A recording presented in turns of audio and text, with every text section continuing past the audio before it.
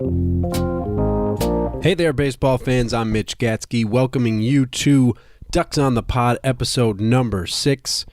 Remember to follow along at forlights.fm/ducks/6. And I've got news, folks. We have shirts hot off the presses, and one of them could be yours if you know the answer to this question. Which are the only two major league stadiums that have a runway of dirt between home plate and the pitcher's mound? So which two major league parks feature a stretch of dirt between the home plate area and the pitcher's mound? Send in the answer via the Ducks on the Pod Facebook page, on Twitter at Ducks on the Pod.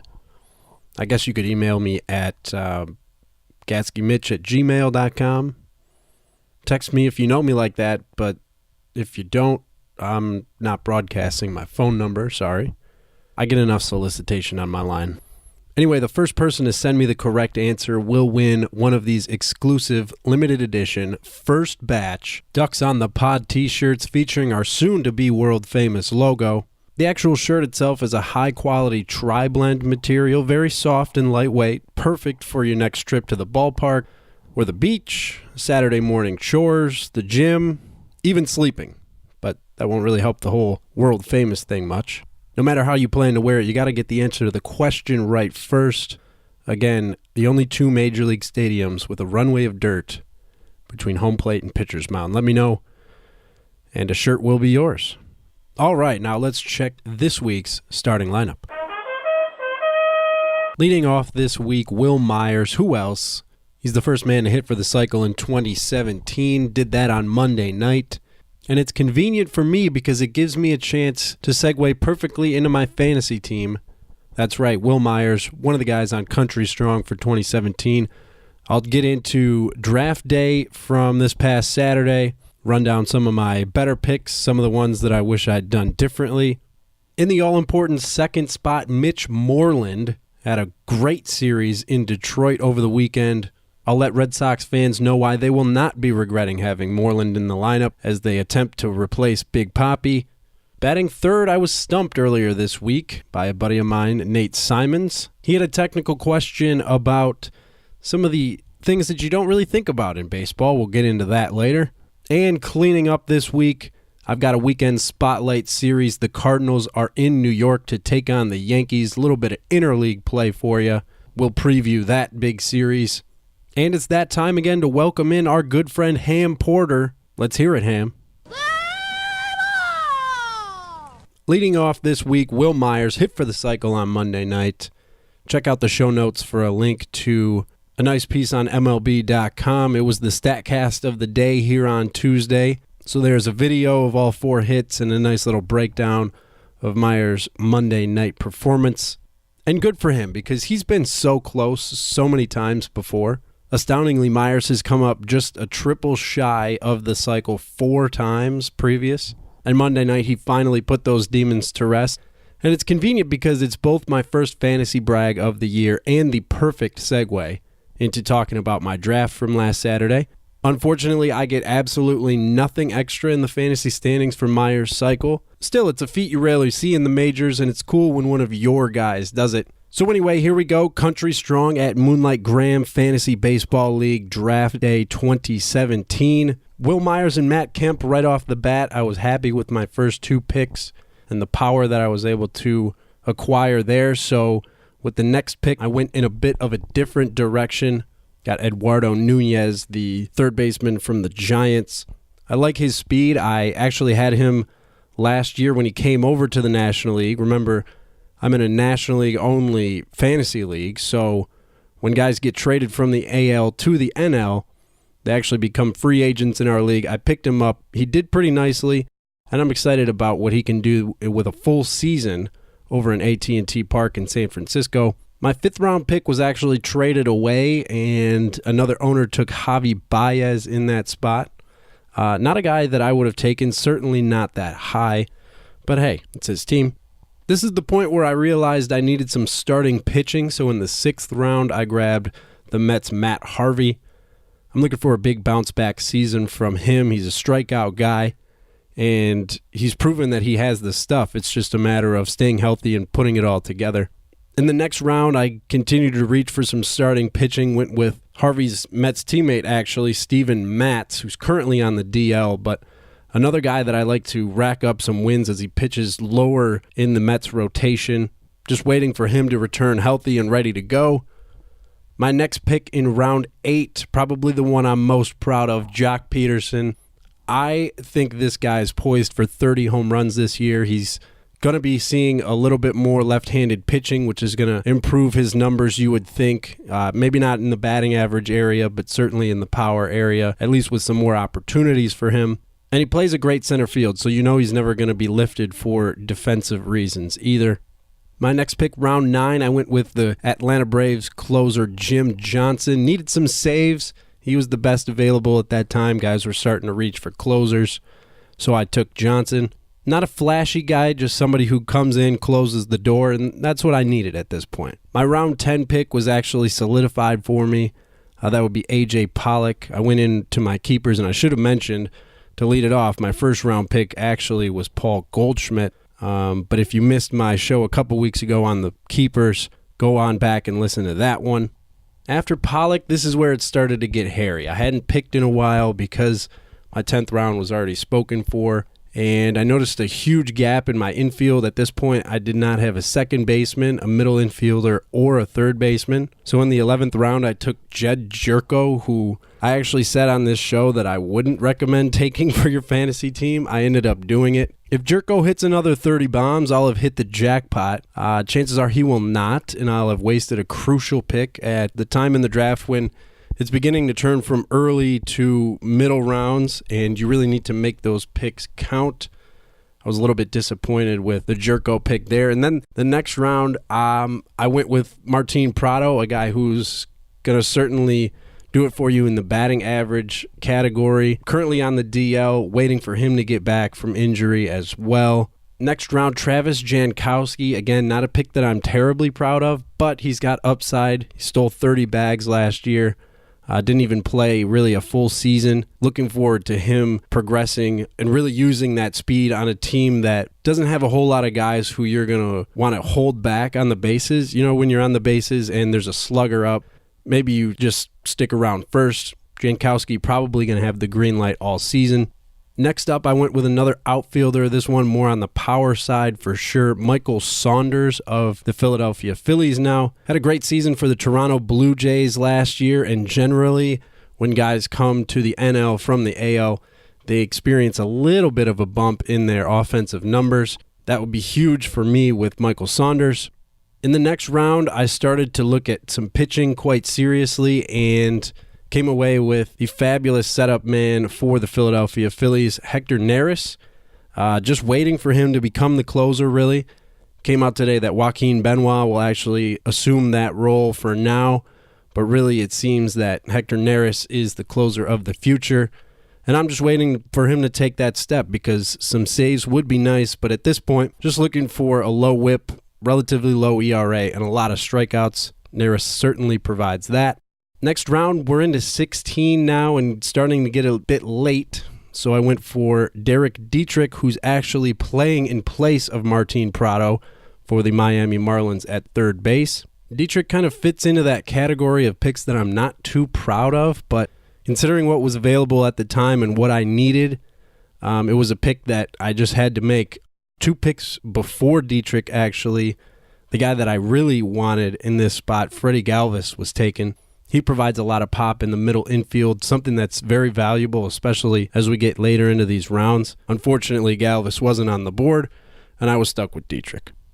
Round 17, I went back to the pitching, tried to round out my staff, and actually took a guy who I knew was on the DL and really didn't care that was on the DL. Carter Capps, the pitcher from the San Diego Padres, another guy who's probably going to take over the closer role once he's back fully healthy and proves that he really deserves it. Cap's another high strikeout guy, funky delivery, and batters have really just had a tough time catching up to the fastball and the slider that he features when he's been healthy.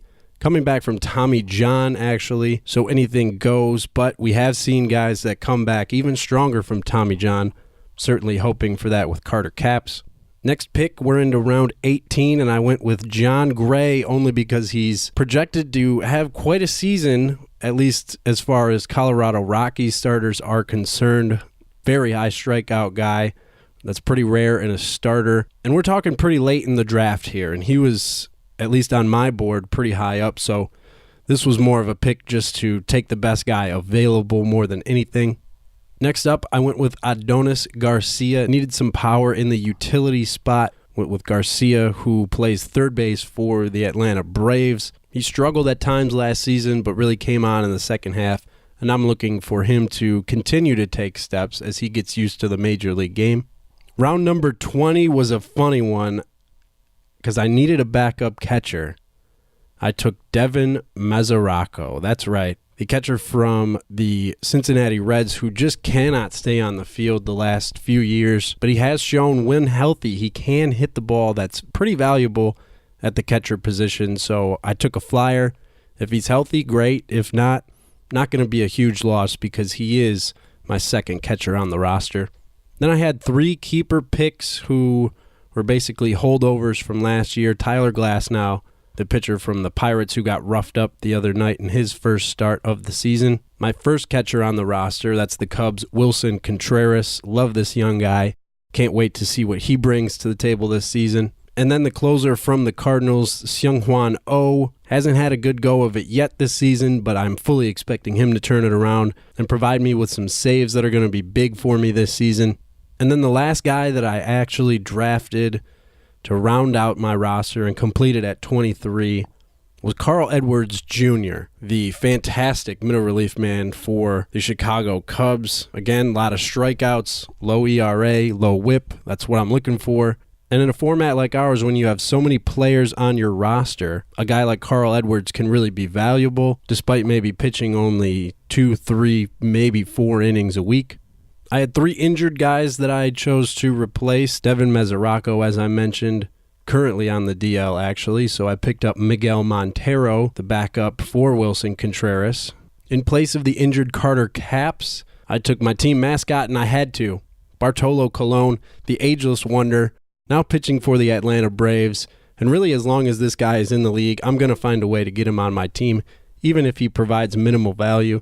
He's just a fun guy to root for. If you've seen any of the highlights, you know. And unfortunately, offensive numbers for pitchers in this league don't count, or else Cologne would be an even better pick. I'm only slightly kidding. And last but not least, Jace Peterson, the utility man for the Atlanta Braves. Needed him to fill in the spot for Martin Prado while he is away. So that's it. A whole rundown of my team. Let me know what you think. Likes, dislikes, guys you're expecting to see a lot from, guys you think I'm crazy for taking, like maybe Derek Dietrich and Jed Jerko. I can't blame you, but hey, it's what I'm stuck with. It's Country Strong 17, and we're going for our second championship in 3 years, baby. Come on now. There are rich teams, and there are poor teams. My name is my name. Now, if you don't watch The Wire or listen to Pusha T, then you won't understand that reference. But I think it applies here because Mitch Moreland had a hell of a weekend series in Detroit as he filled in for Hanley Ramirez playing first base for the Boston Red Sox. Moreland was 2 for 5 with a double on Friday, 2 for 4 with a double on Saturday, 1 for 2 with 2 walks and an RBI double on Sunday, and 3 for 4 with 2 more doubles on Monday. He scored a run in all 4 games. And look, he's not Poppy. He's no big Poppy. But he's a capable left-handed bat. He's arguably a better first baseman than Hanley Ramirez. And Moreland's 31 years old with 7 years of major league experience. He is a professional hitter with a respectable 253, 315, 438 career slash line. And I think you can legitimately expect to see him outperform those career averages this year. After all, hitting is contagious and the Sox can slug. When you look at it, more times than not, Moreland will be in the middle of a lineup with plenty of men on base. And hitting in a lineup with Pedroia, Betts, Bogarts, Ramirez, Bradley, even Benintendi will help Mitch Moreland immensely. So yeah, I think a 260 average with a 320 on base and a 450 slugging percentage with 25 doubles and 20 homers, about 85 RBI, certainly within reach for Moreland. And while that's not Poppy level production, it's going to be more than enough for a Red Sox team that doesn't really need all that much more offensive output. And I'm telling you, there's going to come a time this season, Red Sox fans, when you are going to be happy that it's Mitch Moreland at the plate and not some other guy that you could have signed in the offseason. I don't know when that's going to be. I don't know what he's going to do, but it's going to happen. So yes, my name is my name. Mitch Moreland. If he's a good hitter, why doesn't he hit good? Batting third this week, a bit of a baseball whodunit. And my buddy Nate Simons stumped me last week when he was watching the game between the Chicago Cubs and the St. Louis Cardinals on Thursday. He shot me this text asking, if a pitcher finishes the sixth losing 2-4 and gets batted for in the top of the seventh, and that team takes the lead in that inning, is he still eligible for the win? And I said, I don't think so, but I'm not sure. And he asked, well, then who would get it? The guy who hasn't pitched yet? And that's when I said, all right, great question. Let's see what happens.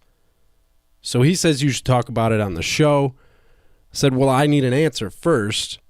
And we got our answer because John Lackey got the win in that game. And he is the pitcher in question here.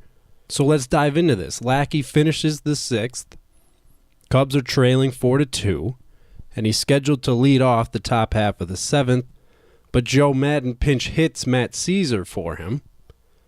Now Caesar strikes out but reaches on a passed ball. John Jay walks, and then Kyle Schwarber hits a 3-run bomb that gives the Cubs a 5-4 lead. By the end of the inning, it's 6-4. So Nader wants to know who gets credit for the win. I wasn't sure. I knew that a pitcher is still considered in the game until someone else throws a pitch. I had not, however, come across or really examined a National League situation like this where the pitcher is lifted for a pinch hitter in that gray area between his last pitch and his team taking the lead. As it turns out, Lackey ends up with the win because he was technically still pitching, even though he hadn't taken his next at-bat. No other Cub had thrown a pitch yet, so he's in line for the win. The lasting lesson is this, baseball fans. A pitcher is considered in the game no matter what until a new pitcher, has thrown a pitch. So take down that note and keep score accordingly. Thank you, Nate, for the little brain teaser. And if anyone has a question similar to this and they think they can stump me as well, please send it over, and if it does stump me, we'll address it on the show just like this.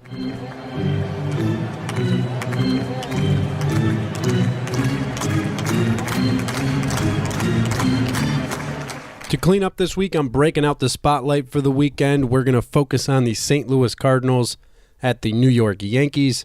Friday night at 7:05 on MLB Network. It's going to be Michael Wacha versus Masahiro Tanaka. Waka's a guy who took a big step in the wrong direction last year. Strikeouts went way down, whip went way up, so did the ERA. He's going to be looking to recapture pre-2016 form here in the 2017 campaign. And Masahiro Tanaka looks to rebound after a rough first start in Tampa Bay. He was one of the best pitchers in the American League last year, and the Yankees are going to need him if they're going to contend again this year.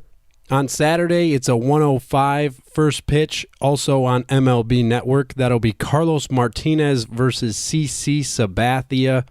Really two guys in two opposite ends of their career.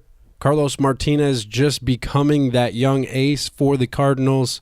CC Sabathia obviously falling back into the sunset as he wraps up his career with the Yankees. Sunday night baseball on ESPN. That's an 8:05 first pitch. It'll be Wainwright and I'm guessing Michael Pineda. Wainwright, like Wacha, took a step backward, looking for a rebound season. As I said, I believe it will be Michael Pineda. The Yankees have not officially announced that yet, but it looks to be his turn in the rotation. Pineda's still got that electric young arm that the Yankees are hoping pans out sooner rather than later. And nationally televised games are so important for baseball. It means a lot to have a national audience, and Sunday Night Baseball on ESPN is really the only chance that Major League Baseball has to draw a large national viewership. I know I try to watch just about every weekend, and I think you should too, particularly this weekend. Of course, Matt Holliday on his new team, hosting his old teammates. That's another interesting thing to watch in this matchup. And two of the best managers in the game in Mike Matheny and Joe Girardi, both former catchers and very intelligent when it comes to in-game decision-making. So that's the spotlight. Clear a little bit of time on Friday night, Saturday afternoon, and Sunday night to check out the Cardinals at the Yankees. You know how hard it is to manage? It's the American League. They got the DH. How hard could it be? That's going to do it for this week, baseball fans. Thanks again for joining me for the 6th episode of Ducks on the Pod. Follow us on Twitter, Facebook, rate and review the show, subscribe, tell your friends, and we'll see you next week. Until then, remember the 3 keeps of baseball. Keep your glove on the dirt, your bat off your shoulder, and always keep your eye on the ball.